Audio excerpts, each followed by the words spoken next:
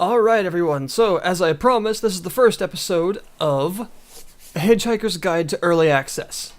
Now, what the heck am I doing this game for exactly? Well, that's because, although this series is going to focus on titles that are worth it in the terrifying maze of early access, I want to start off with this for a particular reason. Now, in my opinion, early access is imperfect. It's interesting, and for a while I didn't want to touch it when it came to video coverage. I didn't want to provide any coverage for any early access games because they would change so often, and I don't even know if they would be finished. Valve kind of made this decision for me when they changed their terms of service to make it possible for, basically companies to be illegally covered. It's legal for them now to not finish their games, and in a sense that means, suing them and things that can't happen. Of course, that's meant to cover Valve's asses, but you get the idea. And I believe early access is important. I believe it's very interesting, and like a lot of things, Valve do a very awesome idea that's very flawed in execution. That was almost a sentence. And I decided that instead of avoiding it completely in terms of coverage, I would spotlight what I believe, personally, obviously this is opinion-based, are worthwhile examples of promising and not money-grubbing, bait-and-switch, douchey developer kind of games that are on early access. But first of all, I wanted to start the series off on a high note with an early access success story. Don't Starve, along with Reign of Giants, the DLC. Don't Starve is a game by Klei Entertainment. Klei are awesome. They've made other games like Shank, and of course Shank 2, and more. And when they decided to put a game on early access, people flocked to it, one, because it's awesome, and two, because Klei is awesome as well, and they trusted them, and for good reason. And now, Don't Starve is finished. It's been out for a little while now. It's, no longer in early access. It went through the process and is a finished product with DLC expansion. So I wanted to cover it. Now, this is with Reign of Giants, and first off, I want to start mods. Don't Starve has mods. First order of business why this is worth your money. They have a little top mod selection here, as well as a featured one that changes every now and then. As well as the fact that you can even make total conversion sort of new campaign-like mods. And Klei actually made an example one called The Screecher that's less of a survival game, more of a survival horror game. Changes the way the game works a bit. And I love it, by the way, when companies do this, when they make when they basically open up large-scale modding, they make an example campaign mod, basically, to show people how it works. I love it when people do that. So yeah, this game has all kinds of mods, ranging from one or two little items you can craft in the game to complete total conversions that are basically like entirely new campaigns. That's cool. So what is it exactly? Well, Don't Starve is a survival-y game that was put into early access when survival games were kind of becoming the popular thing, but nothing was doing it like people wanted, like, say, Far Cry 3 and things like that. And Don't Starve came out and said, actually, we are going to do the survival thing just like people want. It has a very passionate scene around it. I mean, there are cosplayers. I've seen a really good Willow cosplayer, for instance. If there's a cosplaying scene around your game, it has a passionate community. So let's get into it. I have one character here, Willow, on day 7. I've got myself somewhat established a little bit, and I'm probably going to die in this video, but whatever. Let's go. This game is permadeath, of course, barring a couple of exceptions. Alright, here we are. So, like I said, the game is permadeath, so once you die, you're dead. And this is my little base here, and this is what the game looks like. So the first thing you're probably noticing, if you didn't know already, the graphic style is amazing. It looks really cool. It's this pseudo 2D kind of hand-drawn, weirdly, I don't know, it's not, I wouldn't say disturbing, it's weird, but it's awesome. So, yeah, this art style is also really cool to see in both cosplaying and in mods. When people make various items, they really take this aesthetic to heart and make some very cool stuff, So here's what it is. You are this lovely character. There are multiple characters that are unlocked as you play the game. And you've got, of course, a hunger system. You can starve. Who would have thought, right? your health, and you have a sanity system as well as the whole day-night cycle. And basically, it's, I wouldn't say sandbox exactly, but it's very free form. You just are sort of dumped into this world, and it says, okay, live, go.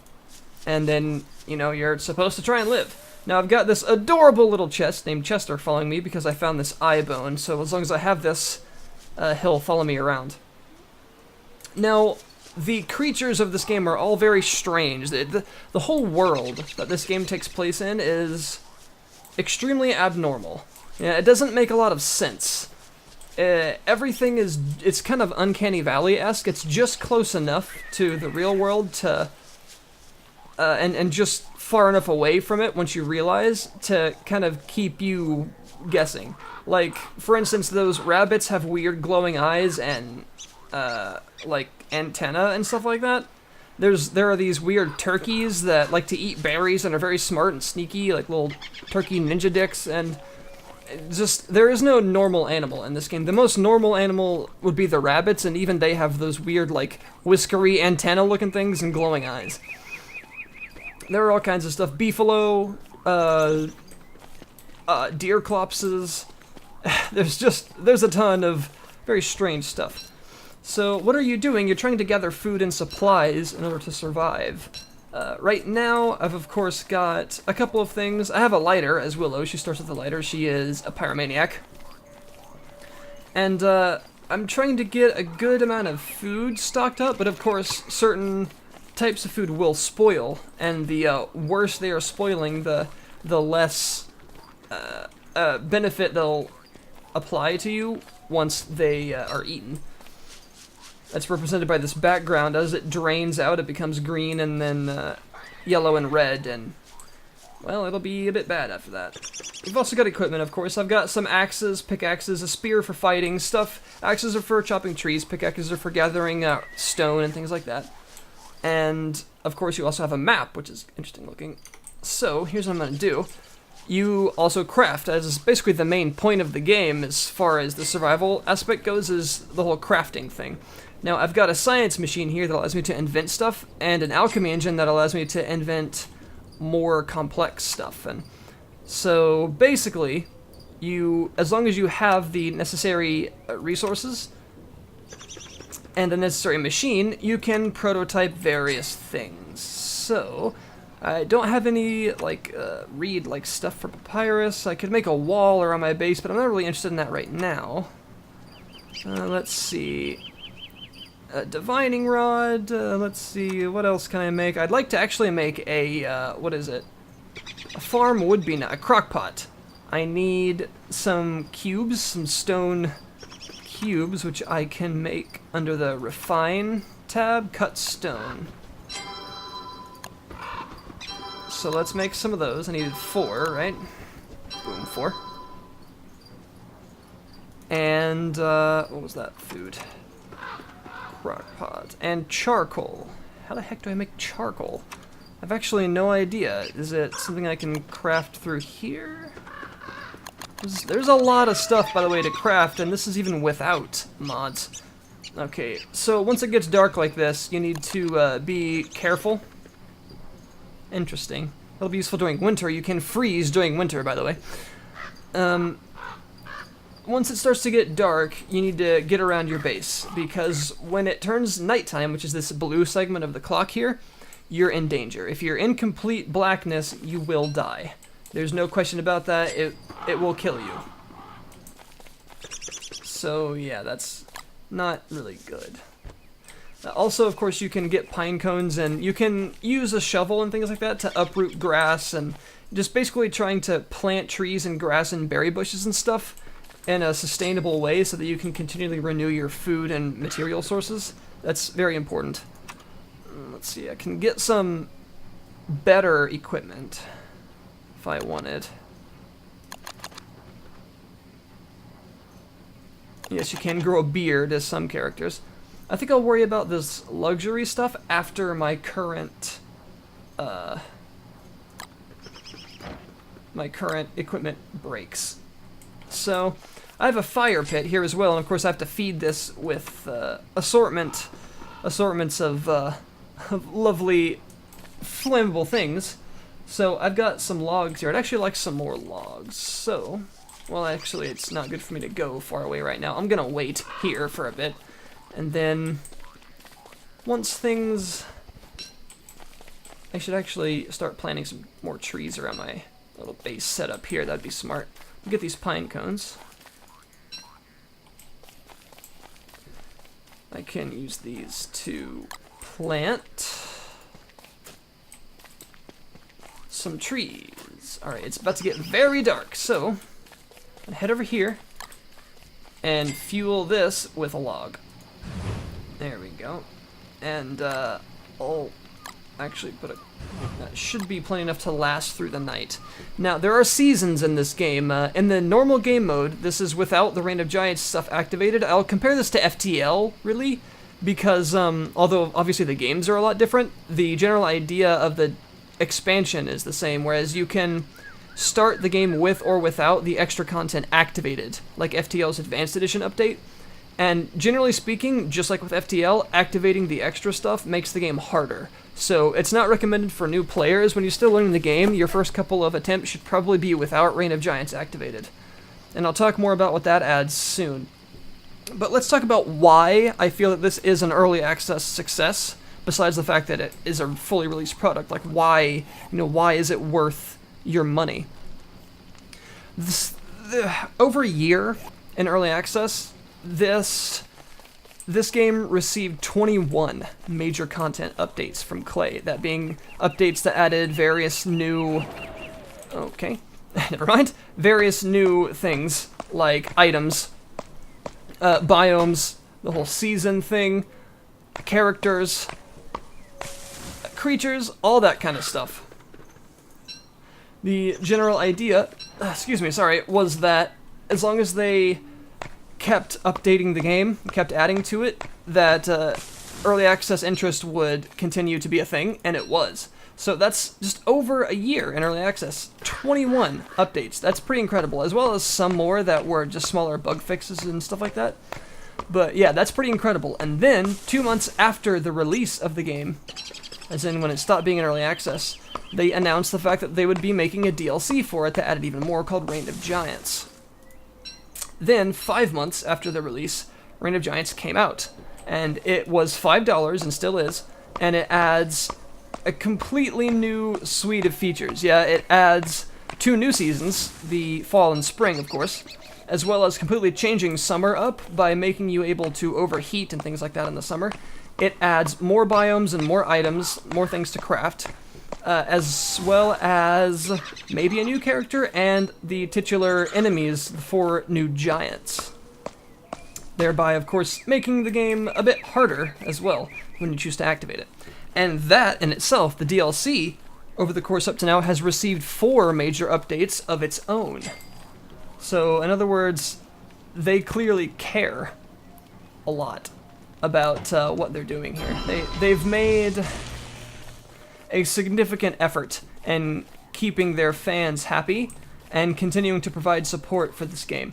And that's incredible to me. So that is why I think it's worth your money. It's less than $20 right now. If you want to buy it and Reign of Giants in a package, you can get it for about 19 bucks on Steam.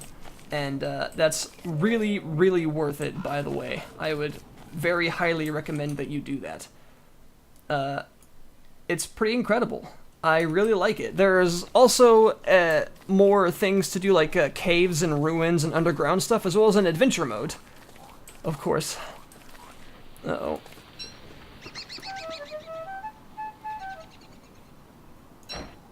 An adventure mode that has a story to it all its own, that changes a few things and allows you to do, various stuff.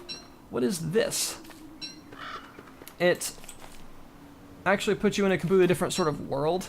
And again, there are lots of features.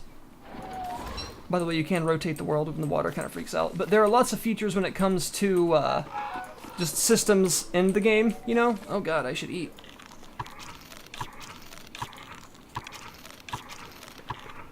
I'm gonna have to kind of empty out my roasted carrot stuff here. I could spelunk this sinkhole. I don't know if that's a good idea. What the heck? Might as well do it on the video, right? Oh, it's an underground world. Oh, good. I probably shouldn't have done this. I did not know that's what this was. Also, the loading screen messages are very amusing. Oh, good. Yeah. I don't really have any armor.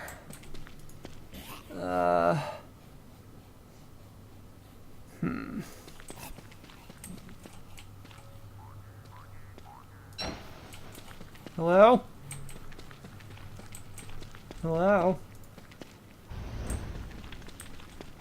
Where am I? It's beautiful. Mush tree? No, I didn't mean to light it. Oh, whoops.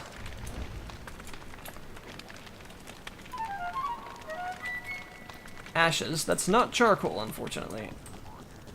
Oh dear. Well, there you go, folks. This is Don't Starve. It is a very interesting experience, very unique graphic style, the art style in general for the game, encompassing the areas, the enemies, the characters, everything is... It's bar none great. It looks really cool, it's unique, and it pervades the entire game. The game has been an early access success story, in my opinion, and it is one of the prime examples of what you can get out of early access and why it shouldn't be considered as a scam all the time. Yeah, anyone who's been through high school, I would imagine, knows what it's like when people let the bad ones ruin it for everyone. And unfortunately, as far as early access goes, you know, the badness on that system is very highly publicized, but there's a lot of good. And that's why I wanted to start this new series off with an episode on Don't Starve, because it's a good example of what happens when the system works like it's supposed to, and the developers care about their product and things like that. So yeah, don't starve, everyone. I'm terrified of this hole. I really don't like it and should probably get out of here and back to the surface and attempt to survive a bit longer. Need to find maybe Maxwell's door, maybe get some armor or something, and need to find out how to use charcoal, or how to get charcoal. Can I just chop one of these things? Where's my axe? Hello? Oh god.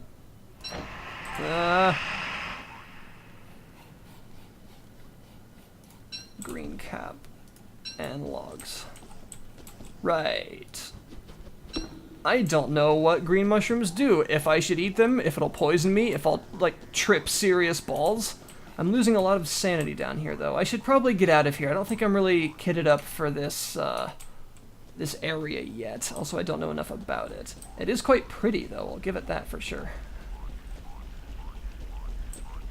For now, think it'd be best if I left.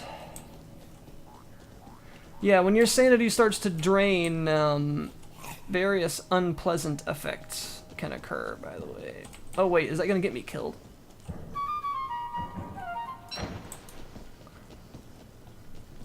Let's not die in a needlessly just horrific way. Alright, there we go.